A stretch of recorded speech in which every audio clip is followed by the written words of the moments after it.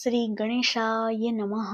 આજના વિડીયોમાં આપણે સાંભળીશું શ્રીમદ ભગવદ્ ગીતાનો 9મો અધ્યાય રાજવિદ્યા રાજગૃહ્ય યોગ, તેના મહાત્મ્યની કથા. આપને આ વિડીયો પસંદ આવે તો લાઈક કરજો, શેર કરજો અને મારી ચેનલ સબસ્ક્રાઈબ કરજો. શંકર ભગવાને પાર્વતીજીને અને વિષ્ણુ ભગવાને લક્ષ્મીજીને કહ્યું, હે દેવી, હવે તમે ગીતાજીના 9મા અધ્યાયનું મહાત્મ્ય સાંભળો.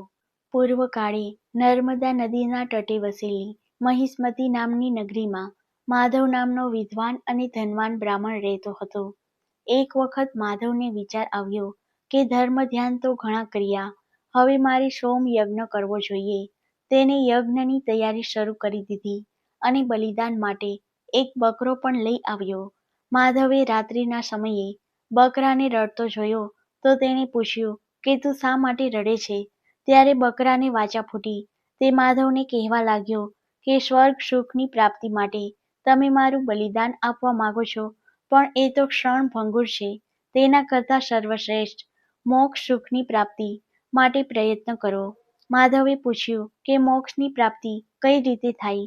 ત્યારે બકરો બોલ્યો કે હું મારા ગત જન્મની વાત કરું છું, તે તમે ધ્યાનથી સાંભળો.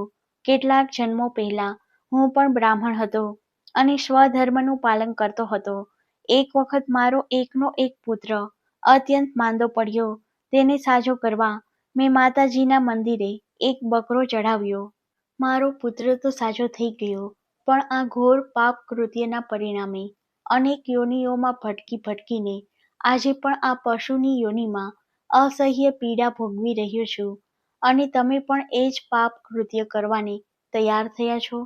ક્ષણિક સુખ માટે કોઈનો વધ કરી અંતે ચિરકાળ સુધી દુઃખ ભોગવ્યા કરવું એ તો બુદ્ધિમાનનું કામ નથી. આ બકરાના જન્મ પહેલા હું વાંદરો હતો. એક દિવસ ગ્રહણના સમયે નર્મદા નદીના કિનારે એક રાજા એક બ્રાહ્મણને દાન આપી રહ્યા હતો. તે બ્રાહ્મણને દાનનો સ્વીકાર કરતો જોઈ બીજો બ્રાહ્મણ તેને સમજાવવા લાગ્યો કે ગ્રહણના દિવસે દાન લેવું મહાપાપ કહેવાય છે. આવું દાન લેનારો નીચ યોનિને પ્રાપ્ત થાય છે. ત્યારે દાન લેનારો બ્રાહ્મણ બોલ્યો કે હું કોઈ લોભ લાલચથી દાન લેતો નથી, માત્ર શરીરના નિર્વાહ અર્થે દાન લઉં છું. વળી હું નિત્ય ગીતાજીના 9મા અધ્યાયનો પાઠ કરું છું, જેનાથી મારા તમામ પાપોનો નાશ થાય છે. આમ કહીને બકરો બોલ્યો કે હે બ્રાહ્મણ, એ સમયે હું પણ પાસેના ઝાડ પર બેઠો હતો.